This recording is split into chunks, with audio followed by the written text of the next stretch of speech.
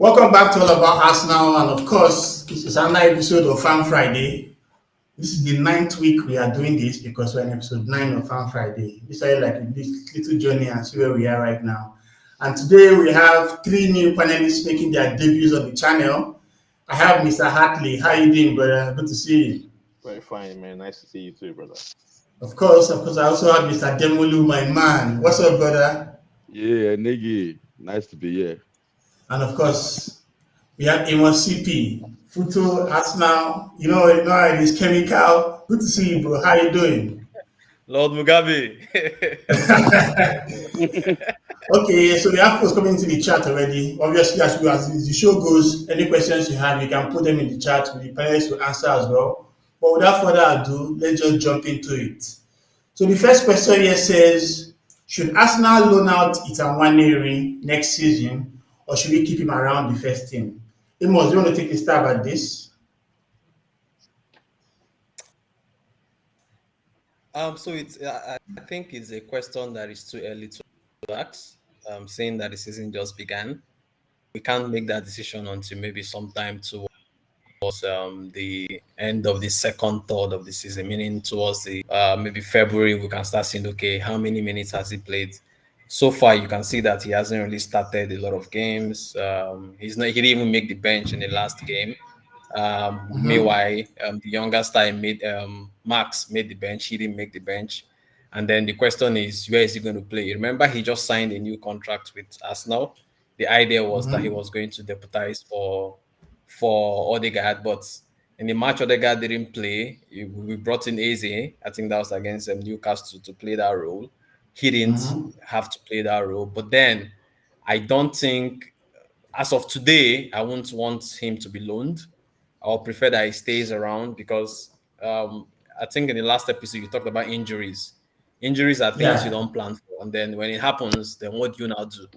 So you need to ensure that your second team is ready to be able to take over from the first team. So if you ask me, as of today, I can't tell, or I don't think we have enough data set to say keep him or send him on loan. But it's always good for a player to have game time because the more you play, the more you get to understand what your role is. You get to just increase in your capability. So, but it's something I think Arteta will wait and then make a decision sometime in February, March. Okay, so Hati, let me ask you this question. If you remember last season when Odegaard suffered an ankle injury playing for Norway in November, we had ample time to use someone in that role, but Arteta chose Trossard instead. Was it basically a case of him not trusting Wanere enough? Because when Saka got injury in December, and Wanere started playing on the right wing. So what does that tell you about his status in our squad so far? I think the first question would be, what exactly is Wanere's role? Or what is his strength when it comes to his position on the field, right? Can he play on the right-hand side? Yes, he can. Not as good as Saka, not as good as Madueke and what Madueke is doing now with his pace, right? But if you look at it, as of last season, because one major metric that Wanere excels in is vision. Yeah. That's the reason why we would always think that Wanere is the right replacement for Odegaard. Yeah. However, when you look at football and you understand your competition, right, and then the individuals you're playing, you start to put more weight towards experience. And that's the reason why you would see Arteta decide to use someone older who probably doesn't excel as much in that role, but can make better experienced decisions, right? It's the reason why you see Trossard go in there. Now, to be honest, looking at Trossard play that role, he wasn't really quite as effective as possible, or as efficient. And you always see towards the 70th minute, he's taken out and then Wanere is brought in, right? So more or less give him those minutes. He would show his flair and all that. But to me, looking at what Amos said earlier, if you ask me, I think we should loan Wanere out from January. I think he should go out spend some Yeah. time off. I'm being Yeah. honest. To be Yeah, honest, because this season is a different season, right? You can see from the intentions of our owners, the coaching staff, we are not here to choke, right? Look at the individuals we have brought in. They've got the experience to take us to that next level. So yeah, I true. don't want to see Nwaneri on the pitch. Even the Dorman, Max Dorman guy, I see him now, nice, but I don't want to see these niggas. I want to be honest, I'm serious. The people we have now are fantastic. They can do the job. Eze is not even a backup for anybody. Eze should start all games, right? Yeah. He does well in Odegaard's position. However, looking at the Olympiacos game, wow. I kept saying wow Yeah. because When the guy was on fire in that Odegaard was on game. fire. Yeah, but I know that as of last season, Odegaard was really poor. So Eze has done well. The other guys who have come in to have done very well. One day we should go out for to loan probably in January. So Okay, in so general, from your question, yes, it is the experience that made Trossard come in to replace Odegaard instead of one area. okay, so Demo, let's take a stab at this. If you remember, when he started playing consistently on the right wing for Saka, he was getting jaded and tired a whole lot earlier. Mm-hmm. Was it a case of him getting too many games for a player his age? And how that's supposed to be managed in this type of scenario? Because if you load him So, out to a new club, won't he play as much games? so if you recollect, it was the youngest starter for Arsenal, Yeah, right? against Brentford, The yes. yes. When he So was 15. yeah. So the thing is, he has to build his stamina, and that's why I think Arteta is trying to ease him in. Now he's 18. Yeah, he's a bit older, a bit more matured, but unfortunately, there's too much competition in the Arsenal team right now. Right, he's behind Saka, Eze, Odegaard, and the likes, right? So it will be difficult for him. I don't believe the manager doesn't trust him. It's just that, right now, even Arteta himself is under pressure to deliver those trophies. So it Yeah. will be more difficult for him to experiment with Nwaneri. We all know that he's a baller, right? So for me, I'm also of the opinion that he should be loaned out based on the first question, but to a team where it will get regular first team football, right? Yeah, okay. Like Regular, somewhere in the championship. well, Yeah, because I don't believe you'll be a regular in the Premier League side. I'm trying to think of the Premier League side where you can walk so into their first team. well, as long as it's getting regular, it doesn't even have to be in England. Look at Saliba, right? He Oh was in France, yeah, for a he couple of was in years. France, and he came back as our Rolls Royce, right? Yeah, true, true. So as long as you are getting good competitive football, then I believe you should be loaned out. So I'm So I'm sorry, okay with that. Yeah. to shift this in, I can tell you a couple of teams in the Premier League right now that one area Mm-hmm. walks into straight and starts. And Okay. number one is Manchester United. Bang. No. No, he would not. Nice one, nice one, nice one. No, that's not true. That's not true. That's You not have to true. Nice one, nice one. Yeah, I know my is crap, but when you will not walk into my, I don't, You'll be shocked. I You'll disagree be with you on shocked. that. Why Okay, not? so let's go to the next question. Okay. And I will start with you, Hartley, on this one. All right. Should Arsenal treat the FA Cup as seriously as the League Cup, the league this year? Because if you think about this question, since winning the FA Cup in 2020, when it took over from Unai Emery, we have really struggled in that competition. Went out to Nottingham Forest, went out to Man City one time. Last season was Man United, those that useless penalty shootout. And Arsenal fans give that vibe of, well, in the FA Cup, just concentrate more on the league. So the question now is, if you're in Arteta's shoes, would you favor the FA Cup as seriously as challenging for the league? Okay, so let me try and answer this in a very naughty way. I think that we should take the Carabao Cup as our most important cup. Why do you say so? That being said, every single cup, which is, you get what I'm trying to say? It is the lowest placed trophy. And if we are going to take that trophy as the most important, then every other trophy that we compete in has to Will be be more. important. It's Yeah, as simple yeah. as that. So I don't want to see Waneri playing the Carabao Cup game. I want to see Saka. I want to see all of them. I'm being honest with you. We've gone round this. We've gone through this whole period of the what's his name? Our former coach. What's his name again? Arsene Wenger. Arsene Wenger era, where he tried to play the younger boys in the lower cups. Yeah, Frank Meridian and Vela. I remember the Carabao Cup final, Arsenal versus Birmingham.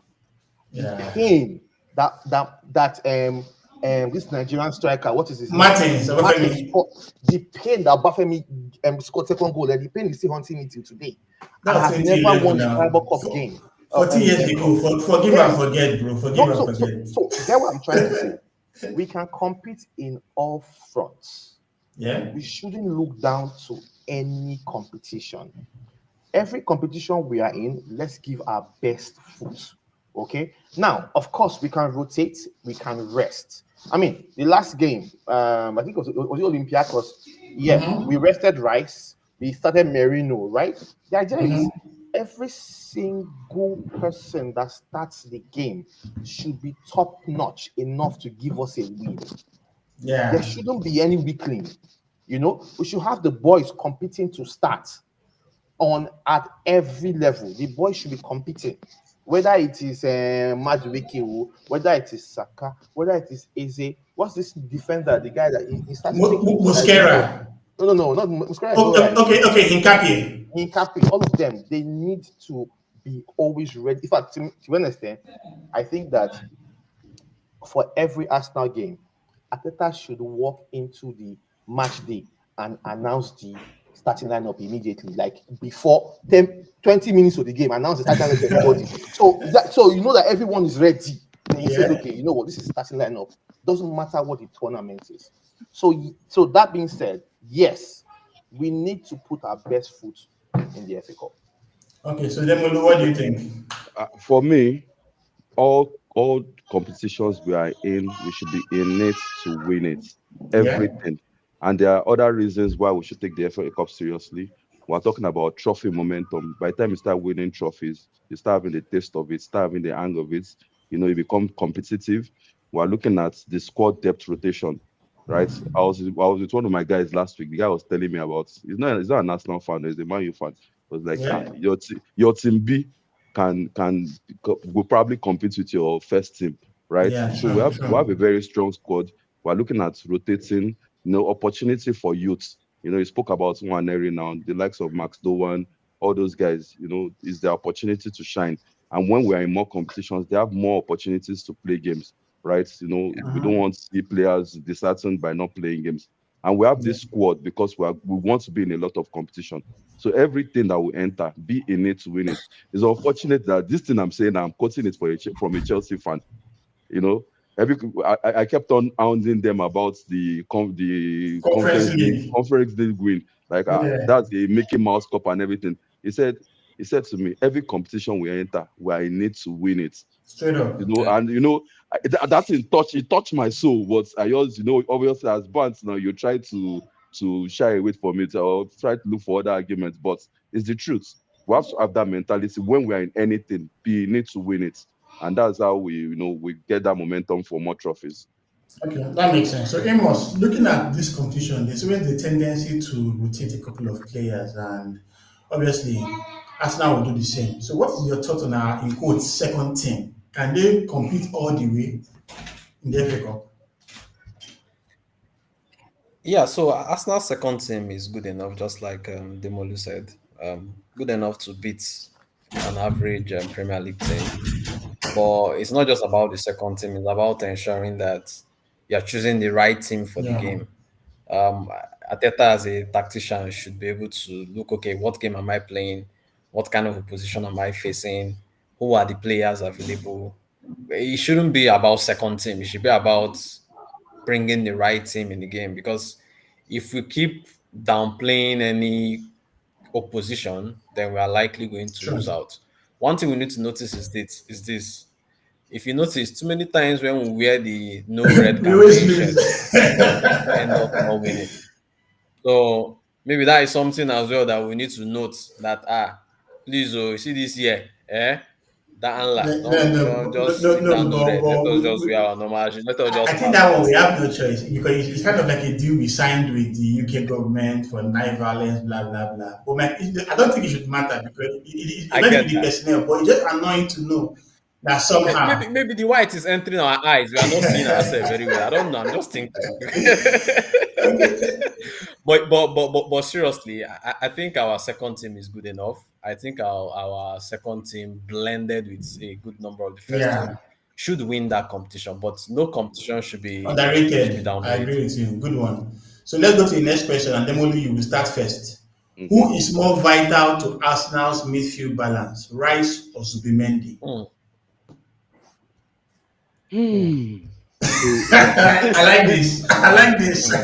so, Very, very fantastic question. so they have different styles. I feel like Rice is more of a powerhouse, a box to box, and Zubimendi is more creative, right? Mm-hmm. So they go hand in hand, right? Mm-hmm. It's difficult for But me to pick. If I'm going to pick based on what we have now, I'll say Zubimendi, right? okay, okay. So Because what exactly does Zubimendi have that edges out Rice for you? he has that pass range. He has the ability to pick that pass, right? But Rice is more of a fighter, so that's it for me. Yeah. So someone on the chat was That's saying that Demoli you should answer straight. No one wants corners right now. But yeah. So actually take a stab at this. Let me hear what you have to say. Okay, so who's more vital to Arsenal's midfield balance? I think both of them are vital, to be honest. Um, I do not like Rice as a defensive midfielder. I don't enjoy it when he plays the DH role. I think Mm-hmm. remember the Xhaka's final season in Arsenal, that Yeah. role that Xhaka played, and we were struggling to see who would fit into that role because Xhaka transformed in his True. final season. Yeah. Now Rice is the best to play that role, the individual who can progress with the ball The from ball. the midfield. So he Yes. has that. He's an athlete. In fact, he's the number one athlete in the team. Rice Yeah. can Yeah. run from the first minute to the final minute. He's Yeah. running. Yeah. Like Right. back the So song. fantastic. So yeah, so that progression is needed for that his role. Now for Zubimendi, it's different. We were the idea of Partey, right, and what Partey could do is not normal, it's not common, right? Zubimendi Mm-hmm. is combative, but to be honest, I didn't really watch Zubimendi as much when he was in Arsenal. He's not Yeah. even as combative as I thought he should have been, It's more right? technical actually. Yeah, so it's actually more technical, right? So I think he focuses more around positioning himself in the best place to collect the ball than being like a Caicedo who's very Yeah. aggressive and you get what I'm saying. Now Yeah. that's Yeah. one part of it. So he can position himself. Yeah, yeah. Secondly, he has that eye for the long ball, right? So he Mm-hmm. knows how to transition on the pitch too. He can look to do now. Rice can do that too. Don't get twisted. Rice is fantastic to be transitioning, but the difference with Rice is that he can progress. Yes. Zubimendi can position himself in the deep midfield and then he can transition. So you see, it's very important that the two of them play. And to be honest, the two of them give you that perfect balance. Once you have someone who can progress and someone who can position the deep midfield, then all you now need is someone who's creative enough. And that's now where we have the dilemma between AZ and Odegaard. So to me, I think both of them complement each other. I think they should start all games if you have to. Yeah, but the question I'll ask you before Amos speaks, Hartley, is this. If you were to drop one of them in a game, who would it be? Hmm. And They play why? they play different roles, so it's difficult. No, no, Rice can play six, and Zubi Okay, can fine. actually play eight. Then I'll have to drop Zubi for right now. Okay. Amos, let me hear your thoughts on this.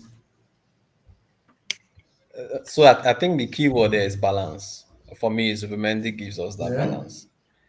Rice, yes, can play six. He can play eight. But with Zubimendi at that at that um at that vehicle, if I'm to yeah, call the it that way, pivot. it gives you the luxury of playing Yeah, anybody in front true. of him. Anybody can play in front of Mm-hmm. Zubimendi. Well, Arteta can It's decide to play easy Odegaard for a low block. All right, and yes. Easy for a low block, and have just Zubimendi do the job. But putting Rice to do Zubimendi's job, be ready for a lot of yellow cards. He's combative. He has the tendency to want to get, Yeah, to like, he's get an stuck English in, guy. yeah. He's going to get stuck in. You get, but Zubimendi is more just like who mentioned that he's more tactical. He reads the Mm-hmm. game. Rice does that, but not as much as Zubimendi. For me, for balance, I will go with Zubimendi. He gives you that freedom. He stays. Rice is not. Rice doesn't Yeah, stay. yeah, Rice he's wants to very go mobile forward. actually. Zubimendi rarely wants to go forward. He's Rice is mobile. Zubimendi is not as mobile as Rice, but then because of the midfield balance, I'm trying to emphasize the word balance. Meaning, man, just rest. Go and do what you want to do. I'm here for you. I'll cover up for everything. I think Zubimendi does that better than Rice. Okay. And if I'm going to drop somebody in a game, I'll drop Rice because I know he's going to come up later again to add to our Yeah, athleticism. so we have a couple of comments in the chat. Jimmy Badas, thank you. And out to Nuruddin, he says that it's an unfair comparison. Yeah, I would agree it's unfair, but at the same I agree. time, they are both capable of playing the role. So I really love the question. I really love your take on these guys. So let's go to the next one. And I'll start with you. So Okay, go just ahead. before, Go ahead, Amos. so just before you go on the next Mm-hmm. one, if you notice, who is Zubimendi's replacement? No, It's Norgard. yes. Yes, yes. Because it's called that holding role. I agree. I agree. Then Amos, again, we Amos's lost. network has gone off. Yeah, What's he's that? kind of frozen. Okay, no Frozen. problem. Yeah, No, I'm here. no, No, Amos, not Amos, you. not Amos. Okay. Okay, so before I go to the next question, let's look at the comment from Jimmy Badas. He said, Rice is vital. Zubi doesn't have the legs. He might be technical, but how many times are we going to see technicality from Zubi? I agree, because there's some kind of games where he gets overwhelmed. Let's remember what happened when Arsenal played Liverpool. Van Dijk played a simple pass through the middle, and what happened next? Zubi could not compete enough on time, and he caused that free kick that was supposed to lie scored, Mm. and slammed it into the goal. But it's all good. That's a very, very good comment, Jimmy. I agree with you. So, Demolo, let's start with you on this one. He says, should Arsenal be judged if they don't win a trophy this season? You know why I'm laughing? You see that Jimmy is my very good friend. Yes. He wants the answer to this question. Okay, for me, he's an Arsenal fan also, but okay, for me, Mm-hmm. for the first time, I believe Arteta has been given all the tools that he needs to succeed, and Everything. he has no excuse this season. I love Arteta. I love what he's doing for us now. I really don't want him to leave. Right? I'm Mm-hmm. okay. We're not even talking about him leaving. Should he be judged? Yes, 100% he should be judged because at this point he has no excuse whatsoever. He has been Yeah. given funds. He has been backed in every way, even backed more than we Arsenal fans can even possibly have imagined. So Mm-hmm. all the tools that he needs is in his kitty. He has to win minus the FA Cup or Carabao Cup. He has to win either the Premier League or the Champions League. Second won't cut it. He has to win one of those trophies. Okay, so let me follow up to this, Demolu, and be a devil's advocate here. If Mm. Arsenal doesn't win a trophy this season, should he lose his job? 100% not for me. I believe he's one of the best managers out there. People forget that this is his first stint, right? And Mm-hmm. he's doing so well, as far as I'm concerned. He's doing extremely well. He took us from the pits, from the The trenches, from the trenches. serious trenches. People have amnesia. Like a lot of fans have amnesia. They've forgotten how we were. How we're struggling to win games. How we had no identity, nothing. Now we are competing for trophies. Yes, he has to take us. I mean, okay, so the problem is people think he can't take us to the next level, but I say not. I think Arteta can take us to the next level. If he doesn't do it this season, he should be judged but not fired, right? He Okay. should be backed again next season, but he should know that he has failed. That's it for Okay. me. Okay. Hartley, what about you? Um, yes, Arsenal should be judged, of course. Now, I hold a different opinion from Demolu. Um, I've been watching Arsenal since '97. It's been a while. I mean, 97, 98. Before a year, okay, we have been in KC. Those Yeah, of days, course now. we were classmates, right? So Arsenal has been ingrained in our system for years. Yeah. Um, the next level is winning a major trophy.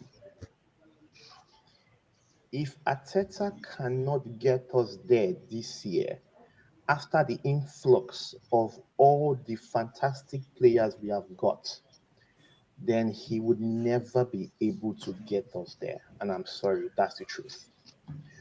No matter how much fantastic football we play, we can't keep being second fiddle every time. It doesn't show any progress. So the progress is eighth to fifth. Second progress, fifth to second. Yes. Now, second is not progress anymore. You have to convert it to something, and that's it. So if he continues going down this line, now, was it Amos that said the last time that, or was it Amos that said the last time that this is the first time even we fans didn't believe that we You were could going to invest like this, yeah? yeah, we did not believe from the Aze's to the. I remember when we pushed for Eze. We've been singing Aze's song for a while. And after a while, I was like, we probably won't buy him. And the next, Yeah. boom, Eze. And I screamed because I'm And, like, and he was joining God. Spurs, though. That move Yes. was unprecedented. Yes. I screamed because even the Madueke, I wasn't so fascinated with the Madueke buy, but he has done well for us anyway. Yeah, I screamed, So we've really done very well in the market. It is time. It is time. There's no excuse anymore. We have built the best defensive unit, to me, in the world right now. There is no team I agree. in world football that can be as defensively minded as us, right? Fantastic. Our midfield today is combative. They have Flair. the right flair. They Mhm. can throw. They can see the long ball. Fantastic, and they are good with possession. Our forwards, right, from the wings, we have Saka, who is more or less one of the world's best players when it comes to the right wing. On the left wing is a little shaky. Yeah, because Martinelli, and his issues. Trossard still a little bit above average. Fantastic. Yeah. Then the likes of Eze, who can also play on the left or play from the middle.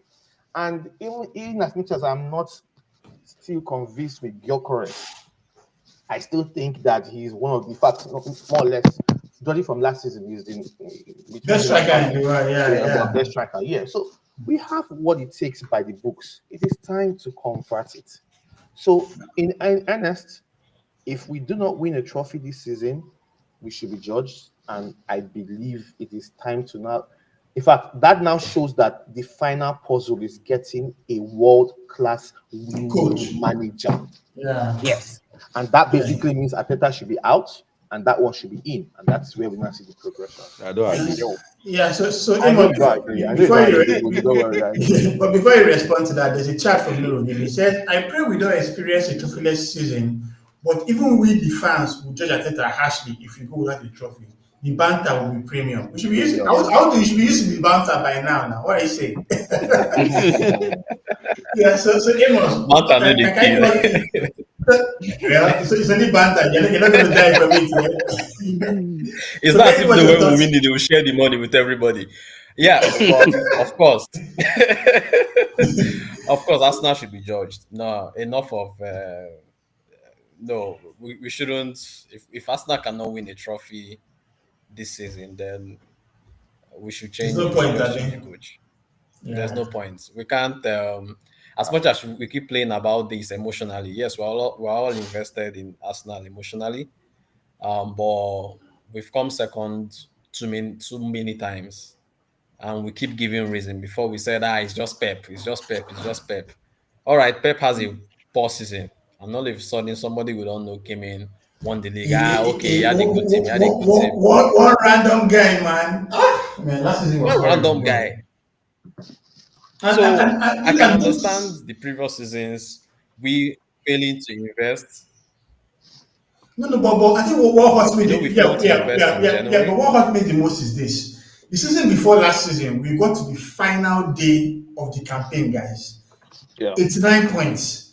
So there was already that mindset that, man, this next season we're about to enter, let's just take it over the line. What did we do? It even became worse. Like the league was decided in April or March or Mm. some stupid time like that. It was. You know? So I agree. This one is something that we have to really judge him. So, but, Enigma, I feel outnumbered. What's your opinion?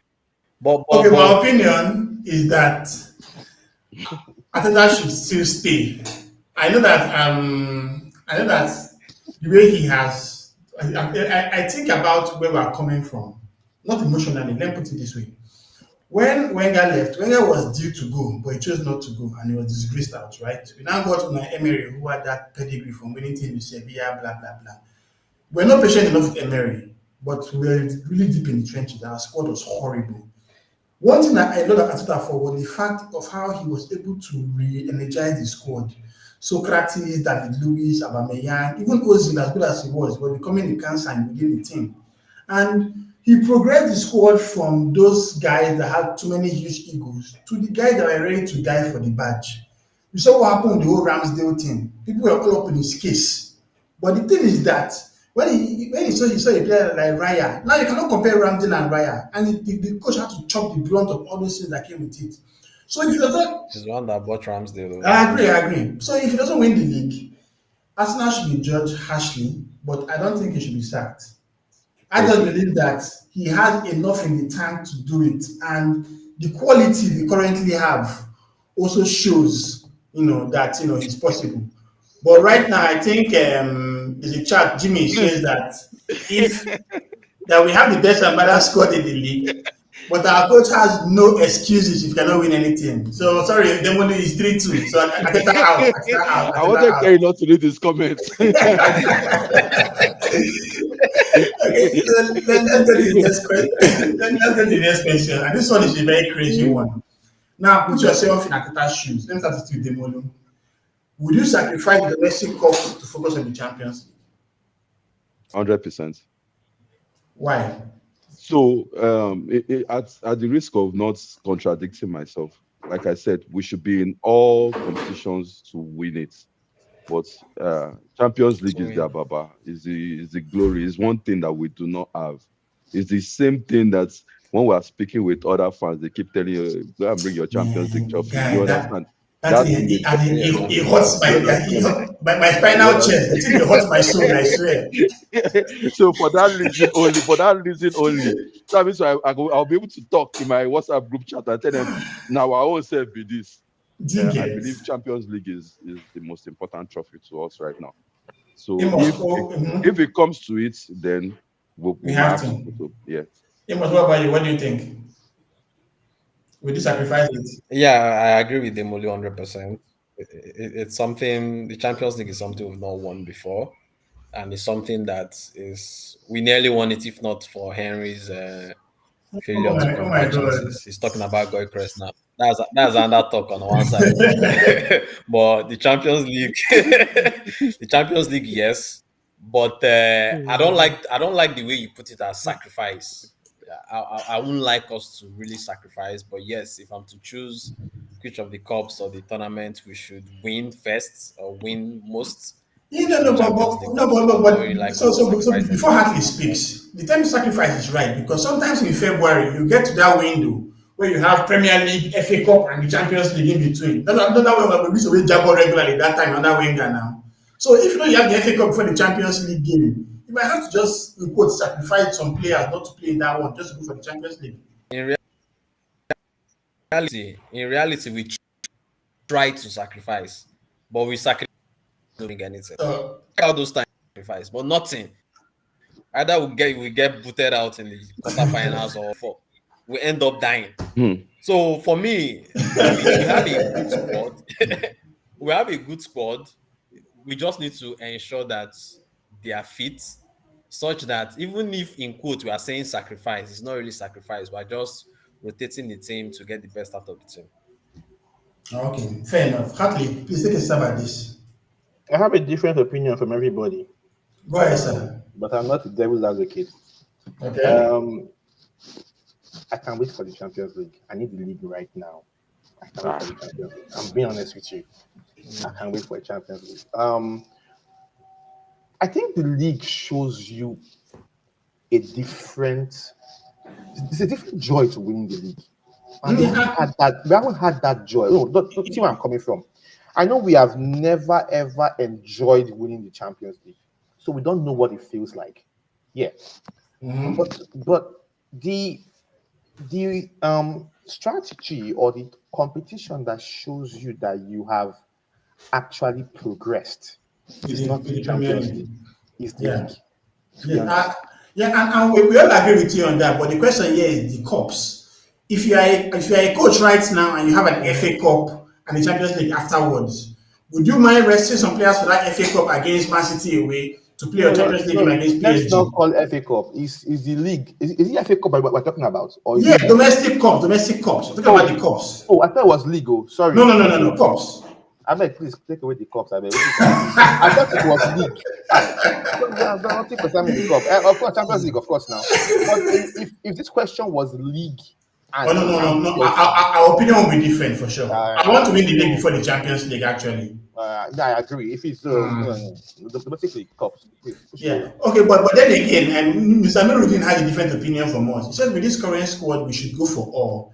The Carabao Cup will be out of the list by February, so win it and boost the team's confidence and challenge for all the other three left to fight for. You have not seen what you want to win all before. Chairman, calm down now. Eh? Okay, so let's go to the next question. It says, was it a mistake not signing another winger last summer? Amos, let's start with you. No, no, it wasn't a mistake. We have, if you ask me, we have. If we're going to sign another winger, then we should. Well, notice we spent a lot of who is going Martinelli or Trossard, and we ended up with those two guys are fit. They've been coming in this season as super subs, scoring goals. We have Saka on the other side. We have Eze Nko that can play the left wing as well. We have Noni already. I don't think we should have added another winger. I think the squad is good or perfect the way it is in quotes. If you're going to bring in somebody, it means somebody had to leave. In short, if you notice, some Yeah. persons are not even making the bench. So we're only relying on injuries now to even have some people on the bench. Think about Gabriel Jesus. Think about Harvard. Think about even they are not fit. Is filled up. So, but for wingers specifically, we have more than enough, or we have just enough. I think we have enough, and unless we wanted to sell somebody, if Trossard had left to Turkey, then maybe we would have To been having Turkey, discussion. yeah. But he didn't go, and then we're here. He scored a couple of goals. Martinelli has scored a couple of goals. Even the Madueke that we felt okay, he's doing something. He hasn't made any goal contribution so far. And no Yes, he's output been yet. no output yet, but every other person has given an output excluding him. So I think we have enough, and then we still have the two young stars that can play in those positions. So for me, it wasn't a mistake. Okay, so before I give it to them to speak, I think we made a mistake not signing a winger. Arsenal should have gone all out for Rodrigo. That guy would have added massive quality to our squad. Martinelli has had ample chances to strut his stuff in the team and has struggled. We're just been laying on the sentiment that okay, he's a youngster that stood up to the team and whatnot. But if we had a player like Rodrigo, our left wing would have been secured and he would have given us that Alexis Sanchez vibe when we just signed him from Barcelona. And if left for But me, if you can unfortunately, still go for I don't him, see Rodrigo as. I don't really see Rodrigo as that person that will give us that Sanchez vibe. Unfortunately, I didn't. I was never really interested or enthusiastic about Rodrigo. I rather had Eze, even though Eze is not a left wing than Rodrigo. But for me, Rodrigo is, if you notice in the Real Madrid team, he's not the most explosive person. Yes, he plays for the team, but uh, for me, he's not that. For sometimes I wonder why we talk so much about Rodrigo. I think that if he came, he won't really have done exceptionally that well in Arsenal. But it's a thinking. I don't have data to back it up. oh yeah. So before the movie speaks, Bobby Agulana, hey Bobby, what's up? Good to see you, bro. He said that I need to talk about the last question that he will play what is in front of me, win the Carling Cup, win the FA Cup, win the league, win the Champions League. Man, I wish you can do all these things we are all saying here. Because It's it's looking like sweet. Back It's up. sweet to suck. yeah, but I agree with you. Sha. We need to face the games in front of us. Then there's one other question. So I need you to respond to what Jimmy just said. Jimmy made a good comment that I loved here. He said, I think we should have sold Trossard or Martinelli and bought in a proper winger. What do you Yes. think about this statement? So that's my exact line of thought. I wanted to speak on that. So Go ahead, sir. for me, I believe we should have sold Trossard, right? Uh, all Arsenal fans, we have it at the back of our mind. We know that that left wing is our weakness. We know that there's a weakness there. When you look at everywhere on the pitch, everywhere else on the pitch, you know, you feel comfortable, you feel confident. But that left wing, there's still something there that is missing, right? We don't have faith. And unfortunately, Martinelli, if you look at the so-called revival of this season, most Mm-hmm. of those revival goals hasn't come from him hugging the touchline. They are From the him, middle. yeah, him playing like an inside forward. So there's still we don't have that left winger that we need. Trossard is I like Trossard. I don't have a problem with Trossard, but we need that killer. We need look at PSG last year. They had Due, they had this other guy. Bakola, Yeah, we need we Kvaratskhelia, need that. Yeah, I love Eze also, but I believe Eze should be more central, right? We Mhm. still that weakness is still there. Trossard can play 90 minutes for us. If he starts the game, you would see him fading out towards the end. We need that, that Saka-like player on the left wing. Let's know that everywhere is strong.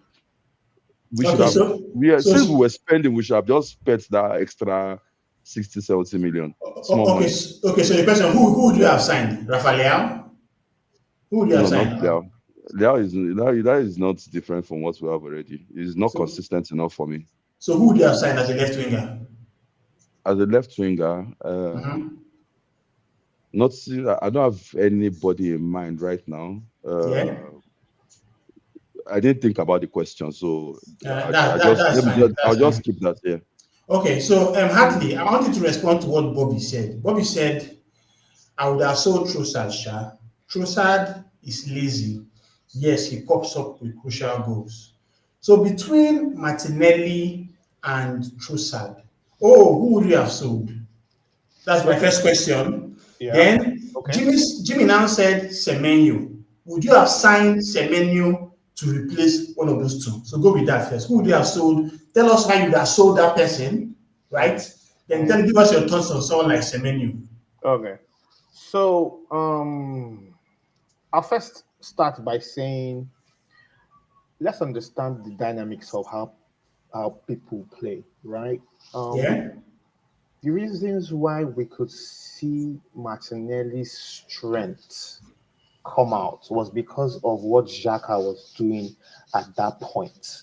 Xhaka was so effective, right, that there was a click and understanding between him and Martinelli.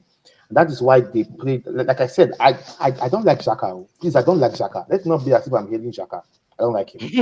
But the last season, he was so effective that he could bring out the strength in Martinelli.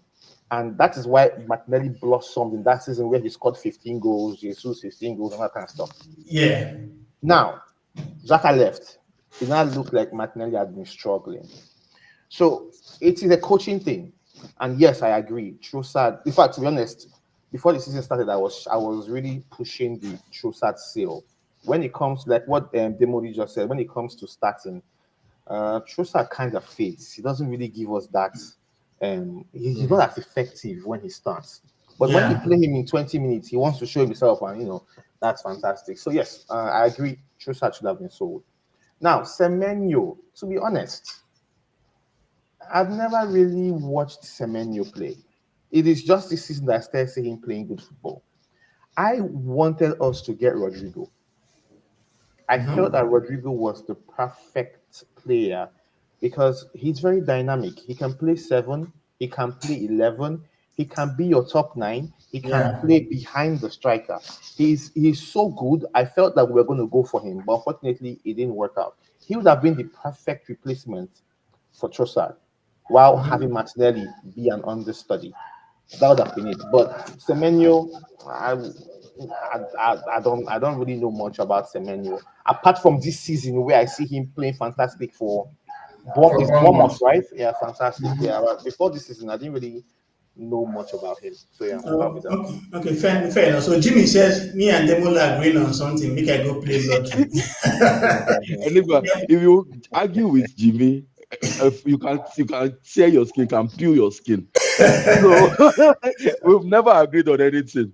Yeah, I can imagine. Then we have Mr. Muyiwa Bankole on the chat. Sack Arteta if you want to win a trophy. Arteta out, man. Straight up. No. It doesn't count because I was the Chelsea fan. We was the Chelsea fan. They will talk Oh, about Arteta the last. okay. So this is a very, very good comment from Ayo and Angelica. I think we must be careful about bringing overly established players in every position. Leao is already 27, and I don't see a long-term value in this on this Let me purchase. answer. Let me help you answer that. But go ahead, Hatley. I think Ayo is being too emotional and having this entire idea of having to purchase young players and wait. We are done with that, man. We are totally done with that. There's no more time. I want to win something today. I'm not going to wait for anybody to grow. Yeah, I We're done agree. with that. I agree. So please, if you are established, come. Real Madrid. Yeah. So look at Real Madrid. Look at so Real Madrid in the past, right? They have a different philosophy now.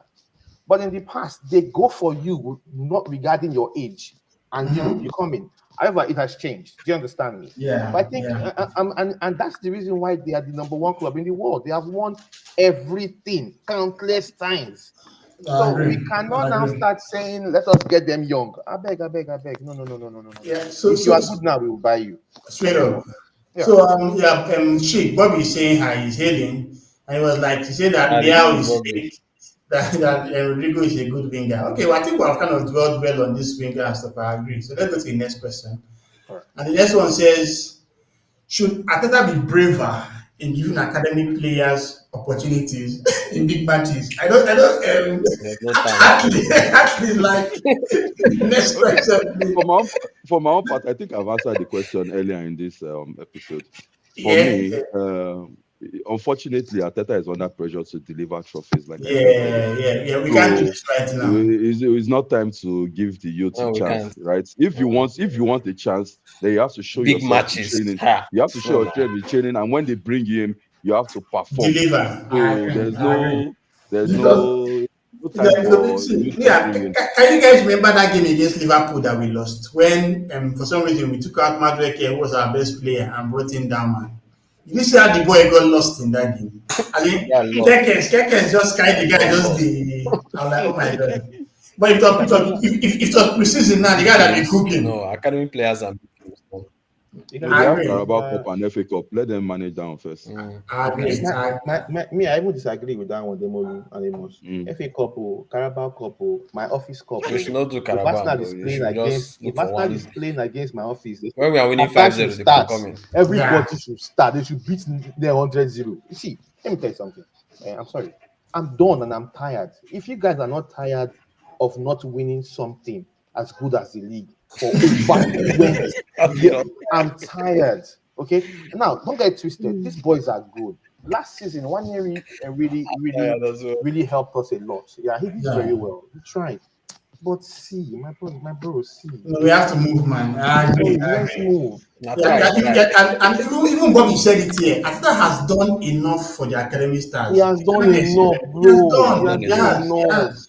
I mean, Miles Lewis Kelly, Waneri, Max Dowman, Josh Nichols. Come on, they'll have their own time. I beg. Let's go to the next question. Yeah. I agree with you Arteta is guys. too young to be doing daddy. He has to. Okay, so Demolu, let's take a stab at this with you first. Has Declan Rice established himself as Arsenal's true leader? Yes, he has 100%. Right, he has been one of our most consistent footballers. Right, you were talking the last time about Zubimendi and when he had that opportunity to when he had to track back and he couldn't. If you watch the last match, there was one I can't remember who was attacking, and Declan Rice, read the game, ran and got the ball. When against Newcastle now, that was Jacob Murphy. yeah, I didn't really see the player, but those kind of things, the energy, the strength. Look at the Real Madrid game; those two free kicks. He's never scored a free kick in his life. Turning up for us in big moments. His corner kicks. You know that he has the respect in the dressing room. So I believe he's one of our true leaders, and of course, he's also English. He's one of Okay. our true leaders in the squad. If I'm going to pick our captain, is in my top three. Okay, good. So, Hartley, before you respond to this, just a follow-up comment for what we're talking about with the academy folks. Nuruddin was like, there are some home matches you can give academy players playing time. See what Flick is doing in Barcelona. If you're good enough to be in the squad, then you're good enough to play. We agree with you, Barcelona don't Nuruddin, win but trophies. See, Barcelona has won trophies. They can be doing all that one. Let's, Abi, let's focus. Let's focus. Focus. Let's focus. There's no time, I beg. okay, Hartley, let's hear your thoughts on Declan Rice being our natural leader. Leader. Okay, so Declan is, like I said, he's an athlete. He's done very well in the past in the 2 seasons he's been with us. This is second season, am I correct? Or it's third Third, season? Third third. season. Fantastic. Who is a leader? Let's take a look at our current leader right now. There's something about Odegaard that makes him who Arteta chooses. Do you see Yeah, the way all the players respect this guy? yeah. You can True. see it. You can see when Odegaard enters the pitch, right? You can see it. He's there. Don't get it twisted. I'm not saying he's super or he's done well. He has his lapses. He didn't do well last season and all that kind of stuff. Yeah. But you can see it. The players respect him because of his understanding of the game. He understands the football. He knows what to do. He knows where people should be. So you see him doing his gameplay. He does a lot of talking and shouting. He's pointing. He's doing things, right? Yeah, and He's he's there. pressing a lot too. Yeah, so It's Flamini. I wouldn't say, not like you said though. I think that Rice has pushed that position to lead. I think, but not as our main captain. Maybe number two, and that number two will be between him and Gabriel. So it will be between Rice and Gabriel to push for number two. But I still think Odegaard should be our captain. Okay, fair enough. Amos. So the question is Arsenal's true leader. I don't think Rice is our true leader. I think he's one of our leaders, but saying as the leader, I don't think he is the leader. I like what Hartley has said now. There's a lot of respect for Odegaard. I know there's a lot of British push to have, as in Arsenal is a British club. I get that. It makes sense to Yeah, have some British guys there just forming a we get them kind of thing. But yeah, he expresses himself very well on the pitch. There are different types of leaders, and Odegaard and Rice are not the same type of. They don't exhibit the same type of leadership styles, and we have to true, respect true, that. Odegaard true. is a calmer person. Rice can get away with murder. He's English. He can speak to the refs. Odegaard as a captain, yes, get to do that. But you can't take away that English bias on the pitch when they speak to the ref, when they try to speak to the opposition, or when they try to even speak to the fans, because the fans have a kind of connection. It's a different connection if the person is from your own hometown, from your own city, from your own country, compared to if the person is not. So, but as of today, Declan is part of our leader set, if I'm to call it that. But I Yeah, don't think he should be replacing Odegaard. Bukayo is not even. I know somebody is mentioning Bukayo. Bobby is saying baby Bukayo.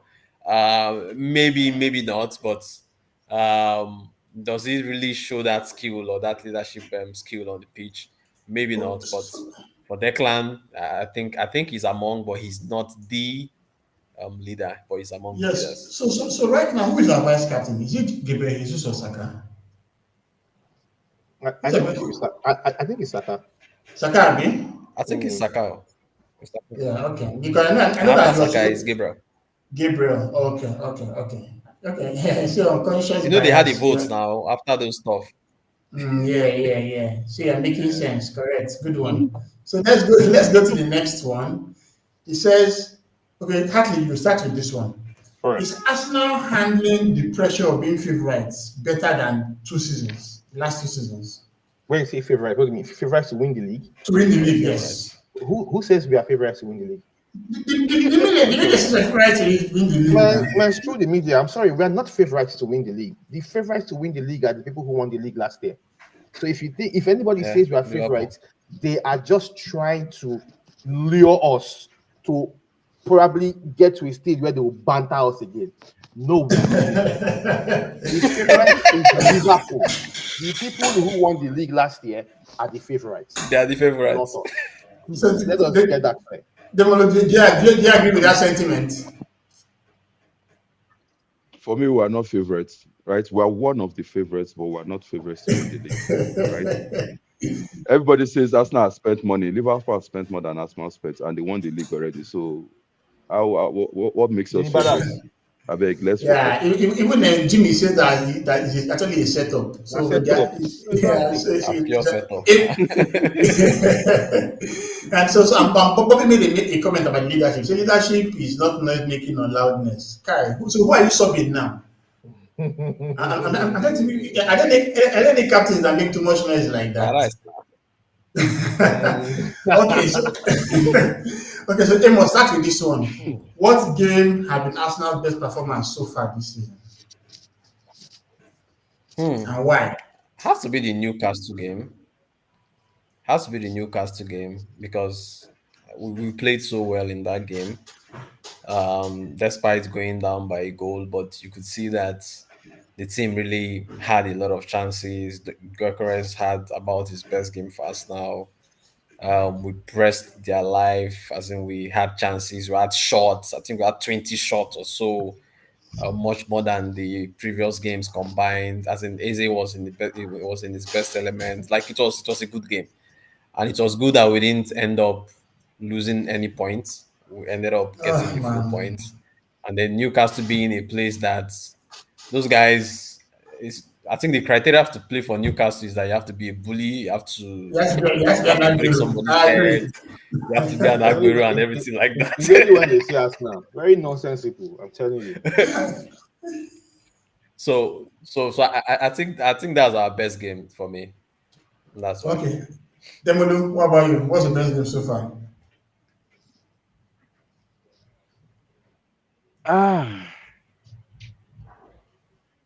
Best game for me was I don't know. I just kind of liked the last game we played with Newcastle, right?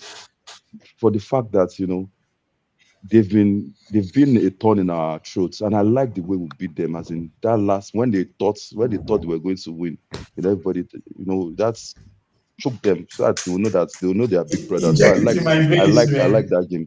Yes. So respect. Don't come and be thinking because if we had lost that game, believe me, it will affect every time we want to play Newcastle now. It's be in their psyche that these guys are our bogey team, but now we've shown them. So I kind of like that game. Okay. And I also like the fact that Arteta realized early that he needed to make those substitutions that he did. True. Happily, what about you? So I see that he's learning. So everyone is saying Newcastle. My best Arsenal game this season is the Man City game. I think we dominated Man City from the beginning to the end. The result might not have been what we wanted. I mean, from when that game started, we were dominating until that one mistake. And that's now where I started to get angry with Gooners. If you remember in the group chat I was making a comment. I was saying Haaland was in our own half and was the one that orchestrated that goal, right? Yeah. He gave the pass to Tijani and went all the way. Now, Gabriel could not catch him. Saliba messed up goal. But immediately after that goal, Man City didn't do anything again. We continued playing, continued pushing till we equalized, and the game ended 1-1. So eventually, yes, the Newcastle game was good due to the fact that last season they beat us 3 times. Home, away, and they beat us, and those guys that pissed me off. So the win was good too because the last play of the game was the goal and we scored fine. So that Man City game, it's Man City. Man City has showed us shege in this life. It's Man City. Let's leave the last season of Newcastle. Man City has shown us historical shege since Pep, even before Pep. The older guys. There was a time when we had like 12 losses in a row to them. 12 losses, bro. So Man City, so even if we won them last season, I still have this egg when I play Man City. I'm still not sure. For us to still dominate them again, it was fantastic to see that we are getting somewhere. So So Bobby feels it's Newcastle. Jimmy also said it's in Newcastle, and there's a comment he said I really loved. He says that last minute goal was very sweet, injected. Like I tried my tourniquet this feel like the other side. All my veins were already out. You get. Then of course Nuruddin had the same sentiment. He said defeating Newcastle at St. James Park was a standard performance so far. It shows our maturity and how well we have come this season and the effect the game that showed on the new players. Now let's talk about that useless VAR call. How the hell was that not a penalty? I mean, most times when you win games, something just gets swept under the rug, right? But how the hell did that happen? Because the two penalties, look at the two penalties. The first one, that's the one that was meant to be for us, right? What they're saying is that Pope touched the ball before he hit. I'm asking myself. That is a bloody joke. To be honest, you see all this idea of overanalyzing when it's asked now, it pisses me off. It doesn't make sense. You obstructed someone's run. It doesn't matter if you touch the ball. No, and you know what makes it worse? The previous week, Sanchez touched the ball before he clattered in Buemo, and he still got a red card. Red cards. What are you talking about? See, I personally don't understand all this touching the ball. You foul the player. Ball has gone past you. Take him down. Now you're saying you touch the ball. What's how stupid that thing was? The guy went to watch that bullshit and took his time to now tell us the crowd that touched the ball. This is what happened. It was shocking. Now they won against us too. Yeah, to be honest, it's a penalty. I'm sorry, Gabriel. Yes, that was a penalty to me. I'm going to be very frank on that. I don't know, and it's the same thing to the same touch ball before his hand. So I feel that one was more the fact that they had messed up for the previous one. I'm even surprised they even allow themselves to do that, because normally our coaches, our refs can be very useless. But there's also something that stood out for me in that game. When Merino equalized that goal, we went straight to the center circle. And I made that point. After the equalizer, we were rushing back to the game because the draw was not enough at that point. Do you know what was going on? Let me tell you. There's a clip that shows Merino and Rice going to celebrate. Then someone told them to go back to the starting lineup and go and start again. It is not time to celebrate. Do you know who that was? Nogard. It's a Nogard. Yes, in the bench. Yes. It was on the touchline. You want told them to go back. What are you celebrating for?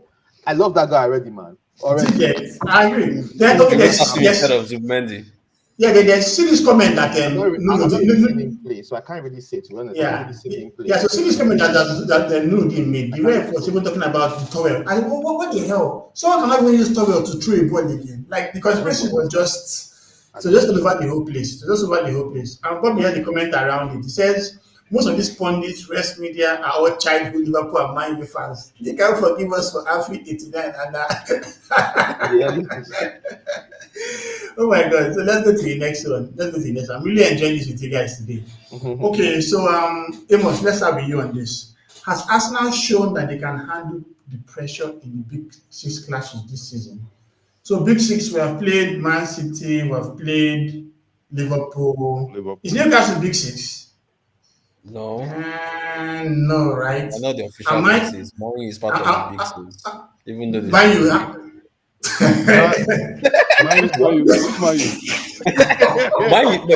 though so officially mine is classified as Big Six according to historically, not officially, historically. Okay, historically. I tell you that if they stick with Amorim, they are going to get relegated this season. If they don't sack him, they are getting relegated. Please. I will not accept Amorim's slander in this channel. Amorim is doing the Lord's work. Let him stay. They should not sack him. Let him stay. Let's wait. Okay, so Amos, give me your thoughts on this. The pressure. I think Arsenal can. Arsenal has shown that they can manage pressure of big six, at least in the last 4 seasons or so. Arteta has just made it his own trophy in quotes to ensure he doesn't lose to big six, apart from the Liverpool game now that he just lost at the beginning of the season. So he has shown Yeah, that he can manage the pressure. What we want from him is not just avoiding defeat, but going out there and playing to win. Whether we like it or not, the yeah, Liverpool game, we all felt that we restrained ourselves. Liverpool true, is a team, true. everybody is scoring at least 2 goals. Yeah, All of a sudden, yeah. Arsenal is deciding to just stay and allow them to do Become what they want to do. cautious. Like, for Yeah, heaven's sake, play these guys. Their defense is porous. Attack these guys. As in, let it like be score me, I score you. dude, Like, just to talk about that point. You see what happened against Crystal Palace?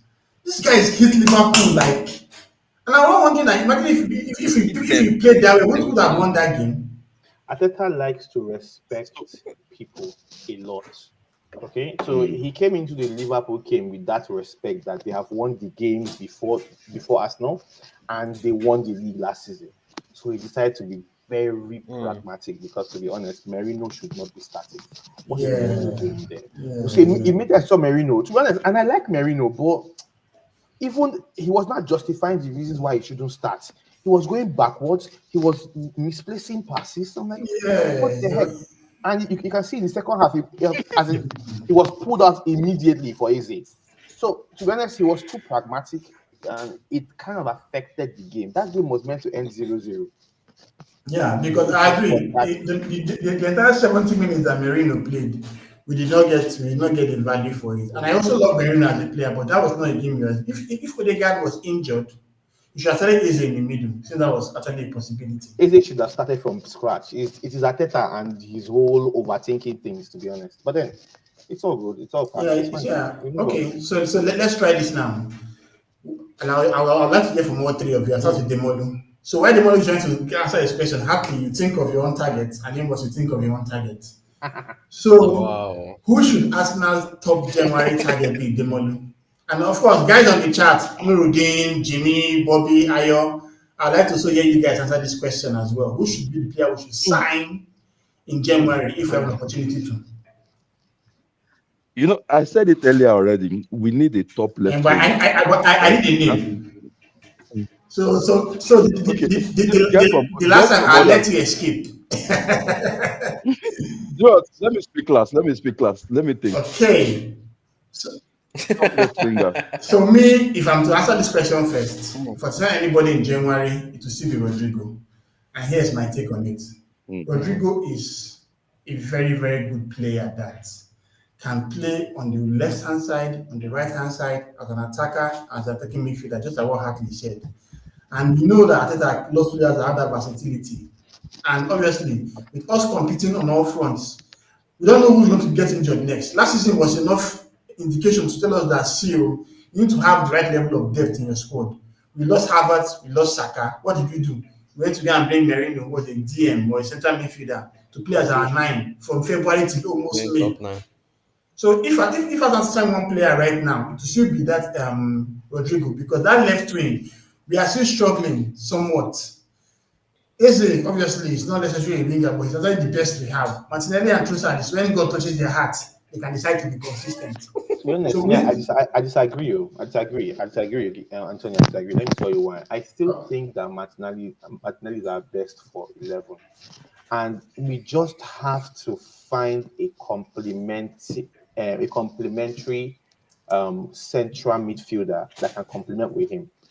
Like I said, look at when Martinelli blossomed. Right, there was something that who was playing left back for us that season. Zinchenko was inverting. It was Zinchenko, so he was inverting, and Yeah, there was now something that Martinelli and Xhaka were doing.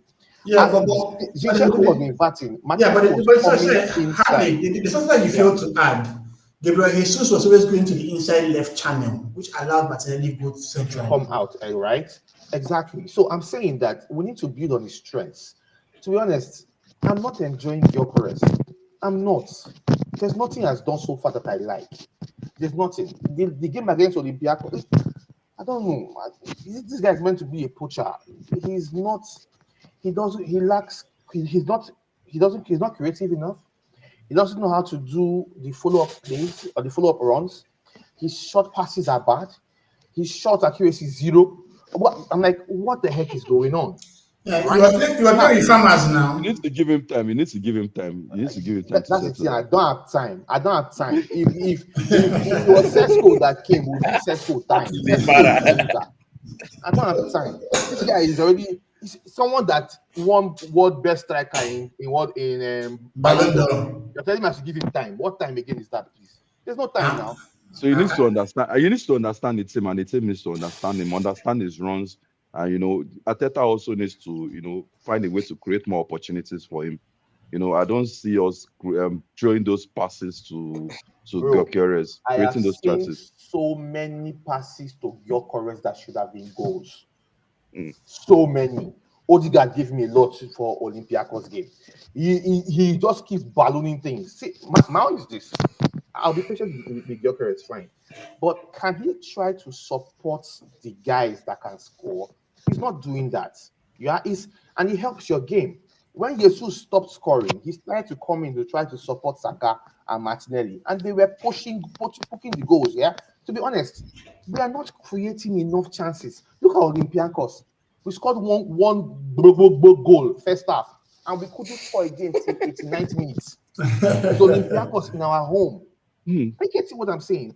We should be creating chances and 7-8 chances. But you are making my point in terms of Gyökeres. We're not creating enough chances for him. Yeah, are we playing to his strengths? We're not. We're actually not. We're not, because many games he's actually isolated in most games. Let me tell you what Henry said one time. Henry said something when he started playing for Arsenal. He was very selfish. He wanted to score the goals.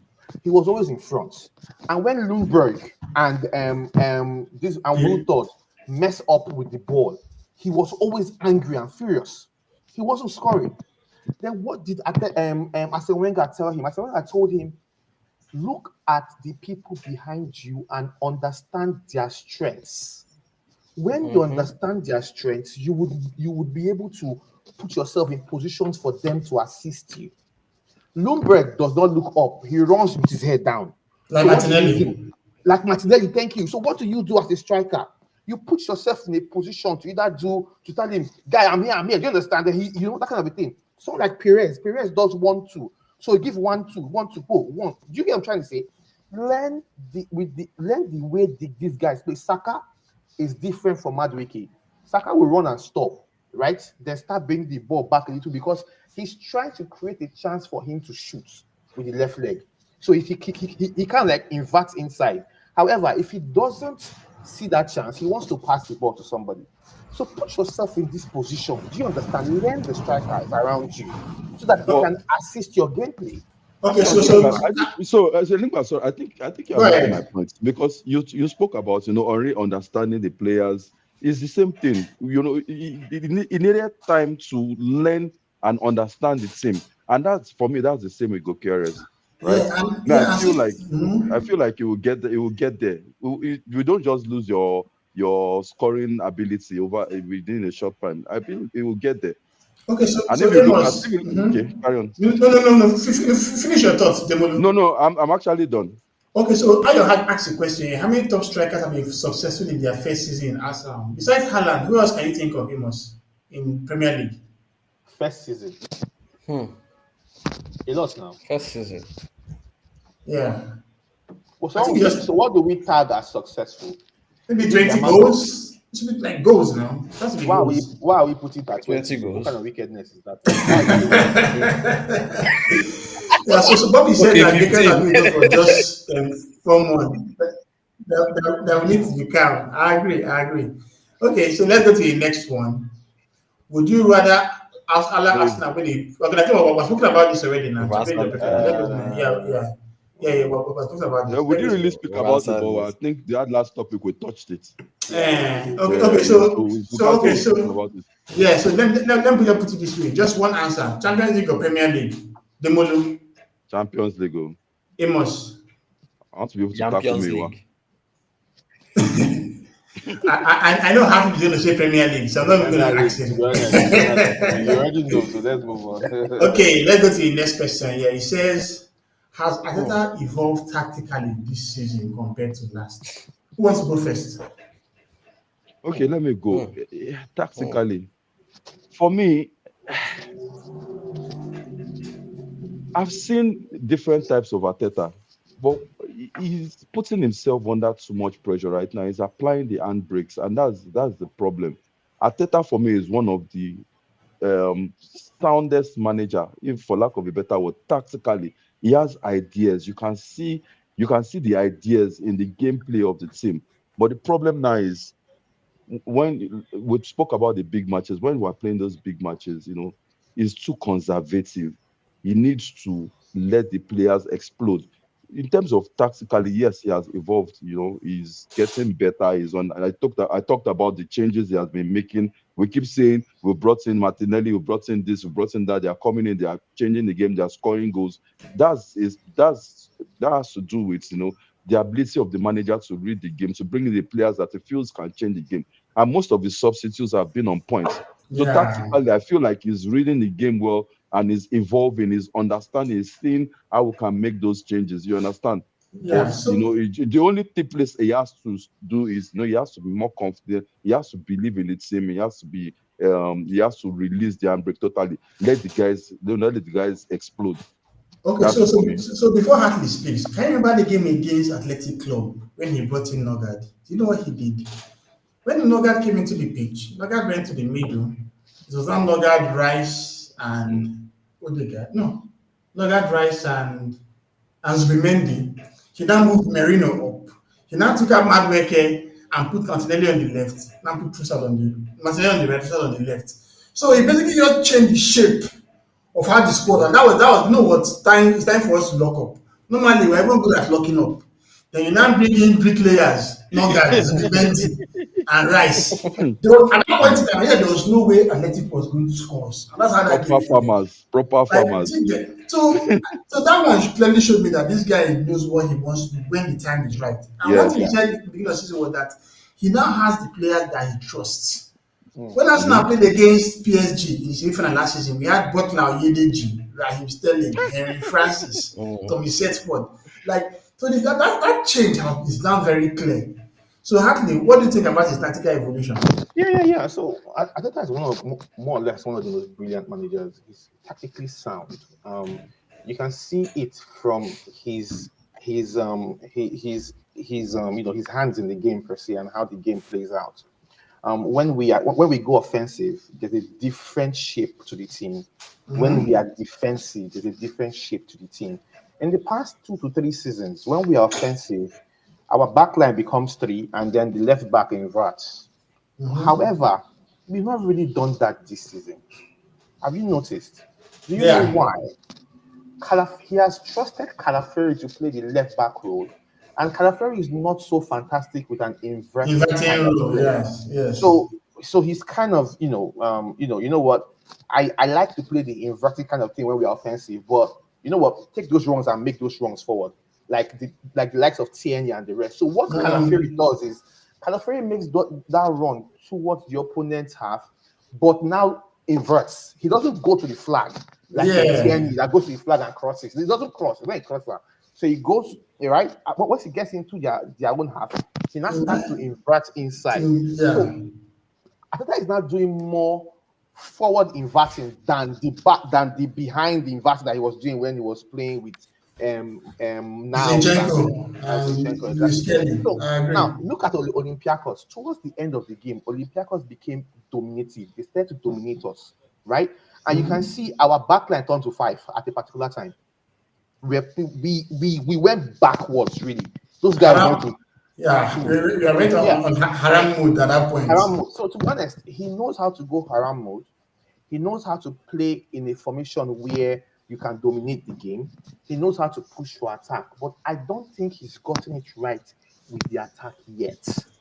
I don't think that our guys are converting enough, or True. I don't think that we are creating enough chances. Like what Demodu said, we probably are not creating enough chances to be converted. Yeah, So and that's the funny thing. Despite the talent that we have, our creativity sometimes can be suspect. Amos, mhm. what do you think? So I think the availability of personnel has also helped us to see that Arteta has evolved in terms of the tactical play. If you don't have the right personnel, you can't try some things. So if you notice, we've had a lot of goals coming in from subs, and then just like you explained, with a couple of changes, you can see that he has changed the whole formation, changed the way the team is playing. It's because he has the right personnel at that time to do it. If it was last season or the season before where we're always starting with minimum amount of players, you will see that he has to just haram the win, just do this 1-0, Mm, do this 0-0, and just move on. But with the plethora of players, different formation, different styles, one player can play more than two positions. positions, Martinelli yeah. can come in on the left or on the right. Noni could have started on the left and you change him to right. Like that option gives you the luxury of saying, you know what, let me try this, let me try this, let me try this. Yeah, And in true, doing so, true. you will see that, okay, this guy has a lot of options. So we've invested in getting a lot of players this season. It had also opened up the opportunities for Arteta to try out more tactics. And then it's why he has no option than to win this league. No option. I agree. But Okay, one more so thing I want to add. There's go one thing too ahead. that we fail to note too, that um, with all the changes in the dynamics of play, right? Ateta has a foundational formula on how he wants to play. It's foundational. Even from the first day he came into the pitch as our coach, he had that orientation that this is how I want to play. He doesn't want to play two nines. He wants to play from the wings, right? He wants to play from center to the wings. Probably Yeah, the reason why he had problems with Aubameyang back then, I don't know. But that is his own play. So everything boils down to that blueprint. No matter the changes he makes, right? There's still a blueprint of my focus towards dominating and winning. I must have two wide wingers that are forward facing and can yeah. contribute or score goals. So that is him. Do you understand me? So every single game he plays, you must have those two guys. Someone here, and then backwards. So, Yeah, but that again helps. Yeah. yeah, I agree. I agree. And Bobby made a very, very valid comment here. He said, "Did something change about our forwards? Remember when our front four used to achieve 15 goals, injuries killed us. Injuries has actually been a problem for us. But one key thing to note by Ayo, he said that our creativity is slightly hindered by our defensive strength. And I kind of disagree with Ayo on this comment because when it comes to defensive strength, it's as a unit, but the creativity comes from the individuals, right? If you have Eze, if you have a Odegaard in your squad, you are expecting them to create those chances. Then I look, see Odegaard against Olympiacos. I can't remember when the last time he did that kind of two pass in behind the defense to someone In like behind, Eucharist to run into. wow, guy. That was like night and day. I'm like, wow, this only guy that I'm seeing now. So we have Mm, the defensive strength as a team, but I still feel that we can do better creatively. mm. So the next one here says, okay, we're supposed to about substitution. Let's skip this. This one says, should we take more risks in big away Mhm. matches? What do we tag as Let risks? them lose, man. Let them lose. Let them lose. What do we tag Arsenal as as risks? Arsenal as I don't even know what the risk is. Arsenal has the team to beat anybody. We have the best defense. We have the one of the best midfields. Our attack. We still there's still question marks there. That's in terms of the striker because they are yet to click. But Arsenal can beat anybody. I don't care Yeah, who they are. Put them on the back foot. Attack is the best form of defense, and we have the team to attack anybody. We've shown that we're already compact at the back, so there's nothing to fear. What are we scared of? No, we have Saliba, we have Gabriel, we have I know Timber, our we have our defense Talepori. is If they even come, if they go past them, how are they going to get past Raya? I want leave yeah. them, man. Let's No. attack. And our defense Some our will have the defense best is goalkeeper. scary. Our Ah, defense is scary, man. Kai. we've considered just is it 3 goals this season, Yeah, one right? open No, play and two set One open pieces. play. and, One open and, play and now. none And in that's none the in the Haaland. Champions League. It's not biz now. It's not just anybody that does that. So forget. Let's attack. Amos. Jimmy was saying something about the Liverpool match that we played. We had one conversations in our group, and I was Yeah? like, see everybody scoring Liverpool, only Arsenal. Are you telling me that those other teams, Crystal Palace and the likes, they have a better attack than us? No, they don't. Arteta just has to, release that handbrake, take that risk, move forward, attack, put them under pressure. They don't even have the Trent and the Robertson that could even, counter us like before. These guys, Kekes and what's his name now, Frimpong. Frimpong, Yeah, they've not. additions. So what are we? What were we? What in that match? What were we actually scared of? Salah is not Yeah, the Salah of last season. He has not put himself into the game. So what yeah, exactly were we scared of? So Arteta should leave all that thing. We have the best team. Take the yeah, risk and beat yeah. everybody. I agree with you. So, Amos, your Mm. thoughts on this? See, Enigma, if you can't risk it, you can't get the biscuit. We have to take the Mm. risk to get it. Hey, It's a simple wisdom, thing. Shit. wisdom, Good. We wisdom, can't. wisdom, Ah. wisdom, Hey. wisdom. Wisdom. Don't leave me. Don't we leave can't me. be. Don't leave me. Don't leave me at all. Well, cool, don't tackle me for this place. Calm That down was now, bad, guys. right? We can't go far holding the handbrake. No, you can't. You have to take the risk. And truly, we have to take the game to these guys. And just like the Molu said, we can beat these guys, but we can't beat them just sitting back. We have to, see, we need to flog people, flog big teams. 4-4-0, 3-3-0. Like, let them know that, see, there's a difference. You can't always rely on defense. And I like the form of saying that attacking is the best form of defense. By the time I pressure you well, you have to take off that your striker that is not doing anything and bring in a defender. Then we will not relax. Let me press your life so that we Yeah. will know, say, yes, we are here for business. We can't, in all fairness, I understand the concept of respecting teams, but for heaven's sake, I can respect you and be beating you. Like, let me beat you and be telling you sorry, sir. Like, I'll beat you, I'll tell you sorry, sir. We should. I didn't like the Liverpool game. It was too just handbreaky. It was even the United game kind of felt that way. But well, that's the first game of the season, so maybe we can allow that. But the Liverpool game still stands as one that we didn't take enough risk. We should have taken more risks, and we should take risks going forward. As in, we should. So when you say risks, we should just attack. I'm tired of Yeah. we just waiting for the guys to attack and hope for one counter. For heaven's sake, we need to do better. Arsenal should simply, yes, take more risk.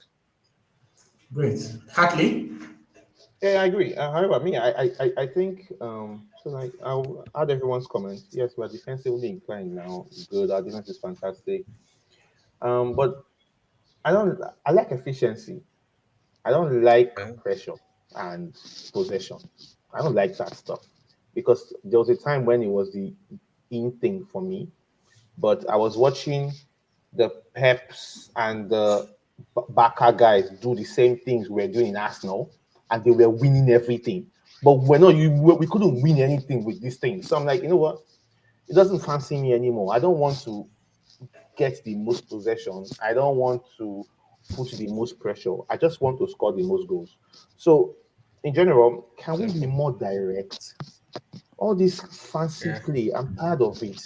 Just Yeah. throw the ball, throw it straight to Gyökeres. Let him hold the ball. Or yeah, push should come. Don't all this one. I don't bad all those things again. Throw the ball straight. You understand me? Let's be more direct. All those And left to right play. Me, I don't tire. and that's the reason why Odegaard frustrated me last season. So probably he's changing because he was playing a lot of sideway passes that were not, it went so unnecessary. You get what I'm saying? It was unnecessary. Drive the ball forward. If Rice is making runs, I expect our attack midfielder, which is Odegaard or Izzy, to also make the runs. We're running forward. Stop running right or run forward. You get me? Yeah. Then the likes of Saka and Martinelli should think towards being more inverted, right? As you're running, start coming inside so that you can create space to get the ball and make something from it. So let's just be more efficient. That's my own take on Okay, that. great. So we have just 3 questions left before we call it a day. It has been fun with you guys so far. And this one says, have we found the balance between control and creativity? Have we? I Have think we? No, I we have think not. that's what we're still talking about. Yeah. The handbrake is still there. The handbrake is still there. So he needs to let loose. We control most of the games, but we're not creating enough chances. And that's one of the things I'm saying about Coqueres. We're not creating those kids. If you look at that Napoli goal, the one That Oilon De just Bruyne scored, gave Hoyland, right? you get those person. We're not doing enough of it. Odegaard did something like that in the last game where he gave who did he send that pass to? Gyökeres now. He's No, got no, correct not now. Gyökeres. There was one that he sent to one of our wingers. I can't remember who he sent it to. We need to do more of that. We need to create more. We're not creating those opportunities. We're not creative enough, but we are controlling the games well enough. We are compact. The team is very compact, very difficult to break. But in terms of creativity, I'm not seeing enough. Yes, for me, we've scored the most goals. We've considered the list. We're scoring goals mostly from set pieces, but we need more in open play. I need to see us breaking down, as in going through defenses, like when you are putting hot knife through butter, like just tearing people apart. We look at all these YouTube videos where them Ozil, Rosiski, all these guys were just tapping, pass, even Jack Wilshere, just tapping with him themselves, and before you know, they're one on one with keeper. Even though we're overdoing it at that time too, when they are with keeper, they will still want to do one more pass. But we need to.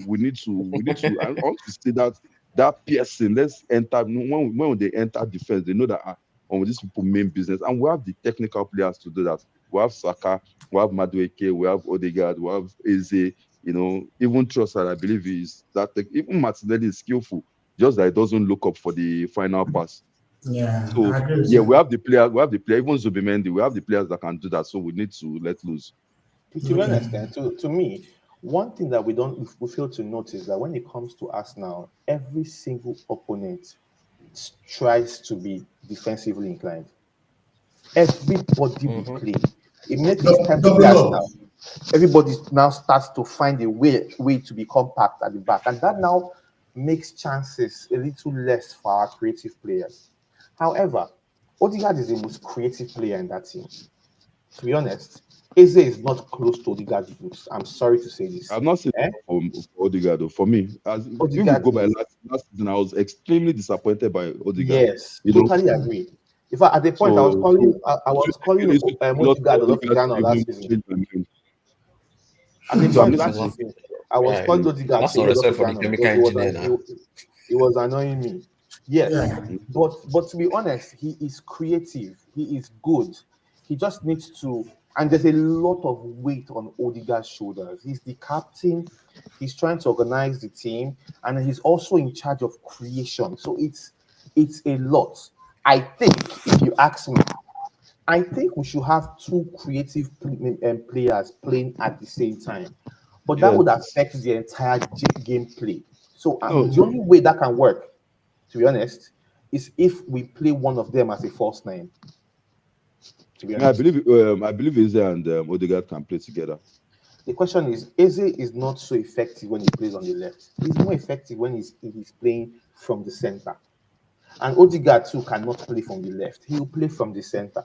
So we have two creative midfielders. What now happens? There have to be 11 people on the pitch. It's not 12. Do you understand? So something has to give. Actually, and to me, but although that can happen, so let's just move on. Jokeres will play all the games. Like when we bought Kai Havertz, everybody vex. Kai Havertz does a start match left every game. They start everywhere. So Jokeres will start everything. There's no going back. So, Until but in Havertz Yeah. is general, back. yeah, in general, maybe Rice should help more because Rice is going to start all games. So maybe Rice should start helping more as he's pushing the ball. Give more space, help Odegaard to assist as much as possible. That's the best I'll say to that one. Okay, thank you. Amos. So we haven't gotten there, the balance between control and creativity. It's I don't think we'll get there per se. It's something that is a continuous flux. We Ateta is a person that loves control, just like we mentioned.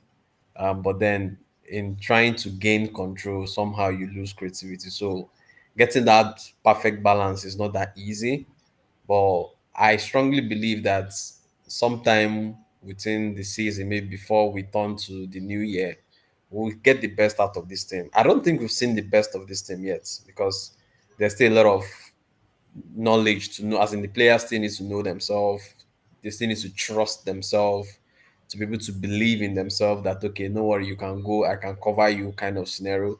I still think that the new players are still getting to understand what Ateta needs, what Ateta wants. Ateta is still trying to instill his kind of values and style in the player. So I don't think we've gotten there yet, but I think that within this season we would hit that crescendo where we are perfect, or we kind of manage that control and creativity. But for now, not yet. But we have the tools to make it happen. So let's Yeah, hope that it happens this season. I agree. So two more questions. Should Arsenal? I can't believe you. I This think one. when you This are No, we talking, don't. NYC. We don't I trash don't this one. We understand. don't Yeah, trash this yeah, one. yeah, Don't worry. yeah. Yeah. The Okay, NYC so English. final question. I love this. As Hmm. if the season has finished right now, who would be your player of the season? Mine is Timber. Timber And the has picture. been amazing this campaign.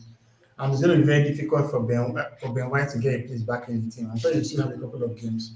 But the way he has defended, the way he attacks, and to think that he had the ACL injury just 2 seasons ago. mhm. So to me, he has been my best player this season. So Hartley, who has been your best? To be honest, I was going to go for the same player, Timber. I don't think anyone can be close to him right now when it comes to that. Best so far, Timber. I agree, 100%. Demolo. For me, it's between Simba and Raya. I Mm, want to right. go with so Simba is top, top, top, top, top. You see Raya, the guy they bust my head. As in, there are some saves that he has been making. Game winning change, game winning saves. As in, Raya Yeah. has been for me right now. If there's no keeper better than Raya right now, maybe Donnarumma they try, but Raya No, is no, making no. me is filling me with joy. Like Yeah, yeah. sorry, the fact that we don't understand how important that position is. Remember the days of Folapianski, Aluminium, Oh all my those God. people. We don't suffer, Mm, and all of a mm, sudden, we're mm. not even bothered. So we're seeing all those saves that is making as a normal thing. It's not normal. Look at what Onana is doing It for normalizes. Manchester Yeah. United. Look at what Sanchez is doing, and we have this guy there. You just So, have that confidence that he's going to make those game-winning saves. We just see those saves and we just move on. But no, no. man, So these are saves that are winning matches for us. yeah, so the Hmm. thing that killed me about Raya is his concentration. Arsenal is the team that attacks a lot. Yeah. So the time you attack us, the guy will not say That's not allow you. Like soccer. see that only Watkins save against Aston Villa last season. Man. Like and the guy had like a highlight reel of so many amazing saves he has done Yeah. for us. So we just tend to overlook it because we've become used to it. But you see, having that kind of keeper is Yeah. something like that Then, that will then, really then make a another thing is difference. that he's so good with his feet. Yeah. Remember that Man U screwed the gear away because he was not good with his feet. I had to Mm. get a big banana. Mm. But And then they bought in but in Onana. Raya, we have someone that can actually play as a sweeper, and the Jesus. distribution is amazing. The distribution is amazing. So Amos, what about you? Who's your player of the year season so far? Yeah. It has to be Timber. Timber is somebody that you don't dribble that easily. I don't think he's been dribbled past this Mhm. season. Even in the last game, you realize that as soon as we took out Ben White and brought in Timber, you can see that we locked up shop at that wing. Just like Eric is saying now, I don't think Ben White would be playing very few minutes in Arsenal's team ball. Timber gives you that defensive solidity and then also has some attacking returns as well for the team. Maybe he needs to work on his relationship with Saka. I don't think they've gotten that perfect rhythm between him and Saka, but overall, best player for the season so far is Timber. Shout out to Raya, sincerely, the saves he make. I can't believe he makes those saves. But it's between both of them. I'll take Timber. The other small players around California has done so well Yeah, on the left so far. I was thinking that somehow he would fade away and then we'll start seeing Luis Kelly. MLS start. But somehow you've seen that Ateta has been comfortable, appreciative of Califuria, and he's been doing his own part. Yes, he takes some shot that is wayward, but he has taken that left back to himself. Gabriel is Gabriel. I'm happy with Mosquera, as young as he is. He has really he's played very impressive. Yes, excluding the one error, Yeah, against ironic Newcastle. because that Newcastle, yeah. very calm. He plays the ball well. His concentration level is very high. Forward, like he's not the Gallas playing the ball back off. Just to answer the question bluntly, Timber should be our player of the season so far. Yeah, and one thing I love about Mosquera is the fact that we have put so much confidence in him. Saliba rolls his ankle in Anfield, Mosquera comes in easy. Gabriel Nothing happened. was tackled by Raya in the Olympiacos game. We didn't even want to try to manage him. We just saw this shot and brought in Mosquera. That guy kind of level of confidence that was put in him, you know. And Eric makes a very, very valid comment. Eric, welcome. Good to have you. He said the constitution of Raya is very important. It's the biggest improvement over Ramsdale. That Ramsdale deal was just funny. The way we went to more drama around it, but obviously now we've seen Ramsdale go for a third relegation. And the worst part now is that he has now gone to become Newcastle's second choice goalkeeper. So what's done the bloody point? Anyway, I have one talk about Mascara, and let me say Mhm. my own thought process towards Mascara. Mascara has done well, but Ateta annoys me, and Ateta is the death of us now. Ateta is the problem. To be honest, Ateta is our problem. I'll give an example. Newcastle has been one of our toughest opponents. In fact, last season, how many games did we lose at home? Abi? How many games did we lose in total? And they beat us like probably 50% of our losses were Newcastle last season. If I am coming to play Newcastle, I will come with my best 11 any day, anytime, so I can get a point. Yes, I know we won the game, we're fine. But you see, immediately I saw Mosquera in that starting lineup and I saw Saliba on the bench, I was angry. Let me tell you why. Mosquera can play against West Ham, against Sutton, against Norwich, but he's still young. He's good, but he's still young. But start your best boys first. That corner that was considered that made that Wolfterman guy to score, whatever his name is, it was Mosquera's Wolfman fault. or You see Lord this guy? Voldemort. Yes, it was just one moment of being an inexperienced player that caused that. Something that Saliba would never have done. So that's Hey, one hey, thing. hey, hold it. In that same No, second round, Saliba, because you know Saliba was that amazing. Saliba Lagodo. Saliba just came in. He just came in now. That happened. He has not settled in the game yet.